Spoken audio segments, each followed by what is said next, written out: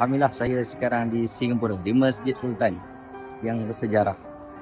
Masjid yang didirikan oleh umat Islam di sini dan dipertahankan sehingga hari ini. Walaupun begitu di negeri yang bukan Islam, tapi Islam terpelihara di sini. Sebab apa? Sebab tak ada PAS. Aman damai di sini sebab apa? Sebab tak ada walaun. Bagus keadaan Islam di sini kenapa? Sebab mereka memahami dan bersatu antara satu sama lain untuk menjaga kesucian Islam dan agama. Tak ada PAS kat sini pun kita tengok Alhamdulillah Islam hidup pun. Jadi bukan kerana PAS saja yang pertahankan Islam. Dan tidak semestinya orang yang mengundi Islam, mengundi PAS saja akan jadi Islam, yang tak mengundi PAS tak jadi Islam. Dia orang ni bukan ahli parti PAS pun. Tapi elok je laksanakan perintah agama, menunaikan perintah Allah Ta'ala dengan aman damai dan tak ada larangan pun. Elok je kat sini.